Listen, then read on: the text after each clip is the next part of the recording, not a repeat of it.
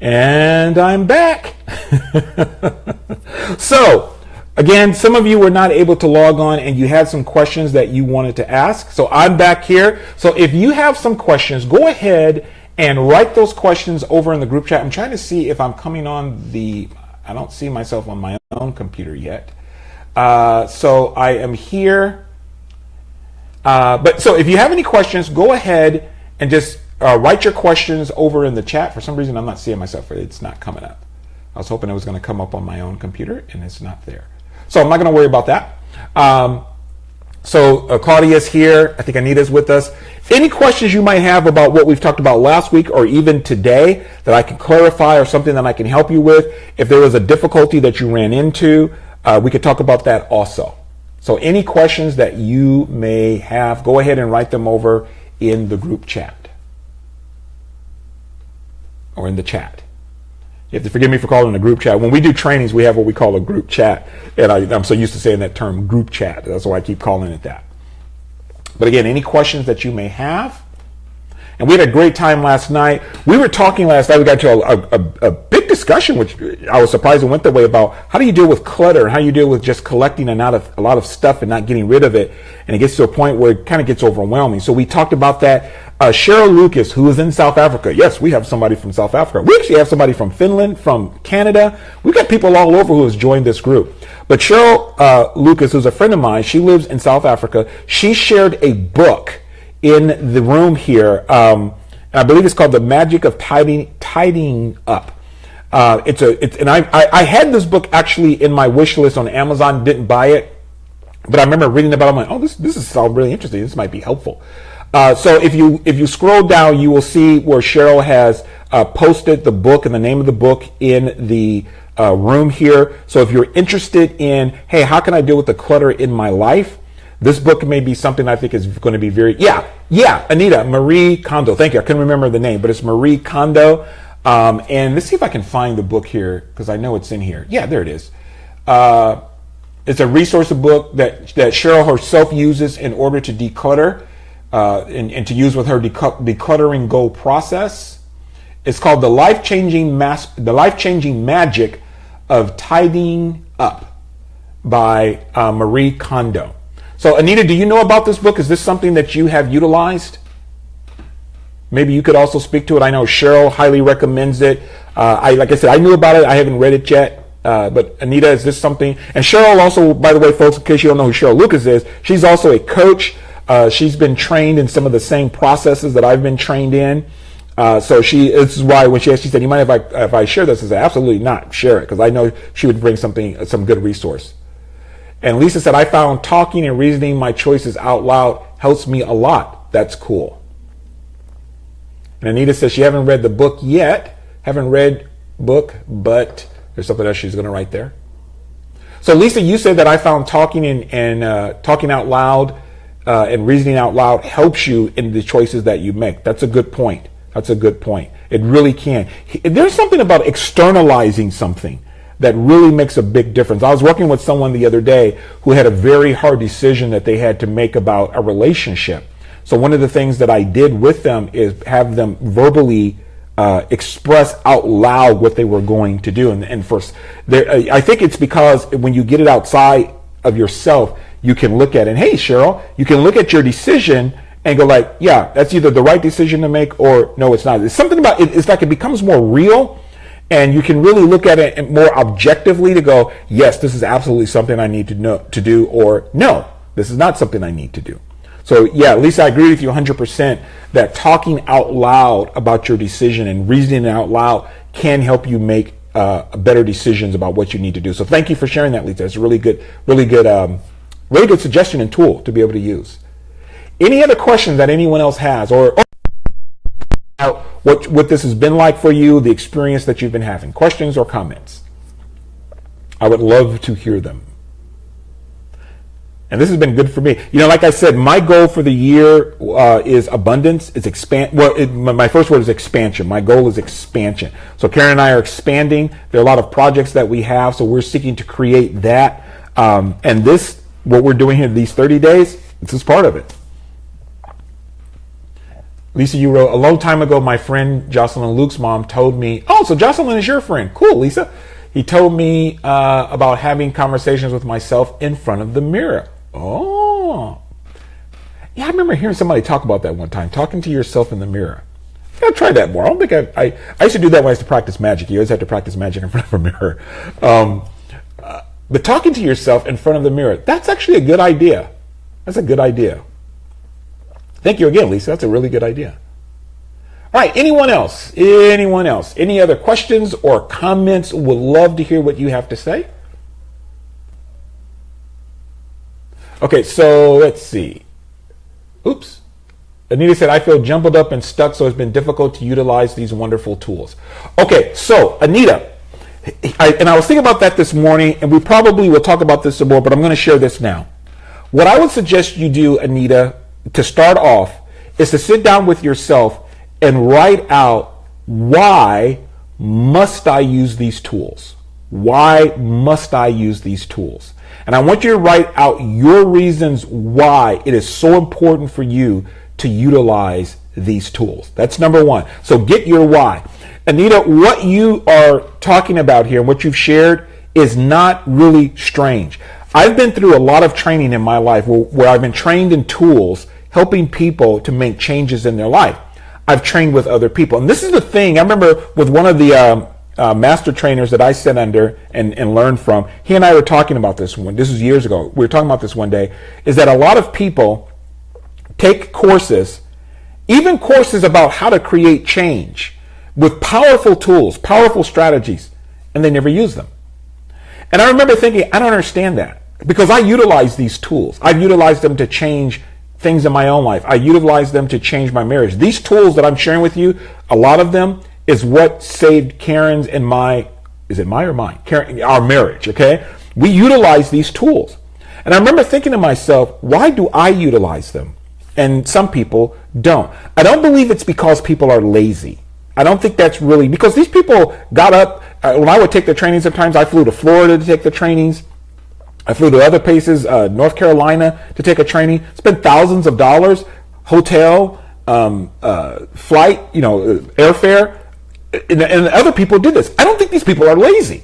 So I kept thinking, why? And so I looked at myself and said, well, why do I utilize it? And I utilize them consistently. I thought, why do I utilize it? And I started thinking, well, I utilize it because of this. I utilize it because I want my marriage to be better. I utilize it because I want to do better as a husband, as a father. I utilize it because I want to do better as a business person. I utilize these tools because I want to be better as a Christian.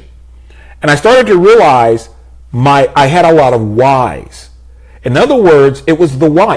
I had a reason. I had compelling reasons for utilizing these tools. And I talked with one of the guys who trained me, and I said, I think what we need to do is create something where they can also connect with their why. Matter of fact, I'm going to do something around this. I'm going to insert this. Actually, I think I already had it planned, but I'm definitely going to make sure this week we insert about tapping into your why.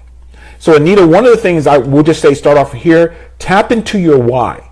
Give yourself compelling reasons why you must, and I'm using must on purpose, why you must use the tool. See, for me, utilizing these tools is not something that I like to do. It's not an option. It is something I have to do. But it's a have to in a positive way, because it's helping me to create the experience that I want to have where my marriage is concerned. It's helping me to create the experience I want to have where my children are concerned. Like, for instance, one of the things that I have done, and I learned this from Stephen Covey, who wrote the book 7 Habits of Highly Effective People. One of the things that I've done is I literally sat down one day and I thought to myself, what do I want my children and other people to say about me in a eulogy at my funeral?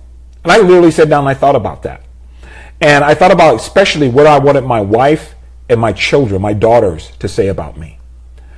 And that became my why. And that, what I wanted them to be able to say about me and our relationship at my funeral. I wanted them to be able to say, my dad was a loving man. My father loved my mother. He only had eyes for her. He was in love with her to the very end.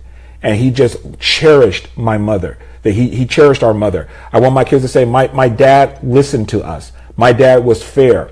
My dad sometimes could be a little firm and strict, but he was always fair, and he listened to us. And even if he didn't always agree with us, we walked away feeling like we were heard. So several other things that I thought, this is what I want to hear my children say. Those are my behaviors. It becomes the why as to why I would study communication skills, so I could better communicate with my wife and my children. It became the why for learning how to make changes within myself and be open to feedback.